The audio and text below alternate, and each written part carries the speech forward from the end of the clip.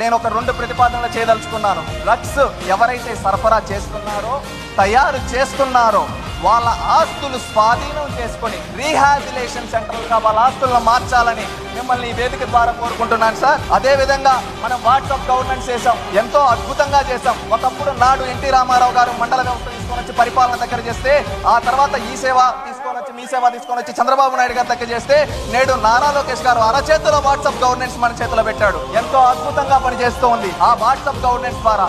అలాగే WhatsApp governance లో ఒక ఫ్యూచర్ అనేది మనం తీసుకొని రావాలి. ఏంటంటే ఎక్కడన్నా ఎవరైనా గంజాయి అమ్ముతూ ఉన్నా, ఎవరన్నా కల్తీ మద్యం అమ్ముతూ ఉన్నా, అక్కడ ఫోటో తీసి వాళ్ళ వాట్సాప్ లో పెడితే అది మన దాని రెస్పెక్ట్ పోలీస్ స్టేషన్ వచ్చి 24 గంటల్లో చర్యలు తీసుకునే విధంగా దానికి కూడా ఆలోచించాలని చెప్పి కోరుకుంటూ ఉన్నాను. మనం ఒకే నినాదంతో ఉండాలి. 2047 స్వర్ణాంధ్ర విజన్ తో పాటు ఆ డ్రగ్స్ ఫ్రీ ఆంధ్రాగా కూడా మనం గుర్తుపెట్టుకోవాలి. మనందరం ఒక లక్ష్యాలని నిర్దేశించుకుంటూ మనం ముందుకెళ్ళాలి. నాకు ఎలాంటి రాజకీయ చరిత్ర లేని నాకు వేదిక పైన అవకాశం కల్పించిన ముఖ్యమంత్రి దైవ సమానులైన చంద్రబాబు నాయుడు గారికి, నా ప్రాణ సమానమైన లోకేష్ అన్నకి హృదయపూర్వక కృతజ్ఞతలు తెలియజేసుకుంటూ, జై తెలుగుదేశం, జై చంద్రబాబు, జై లోకేష్.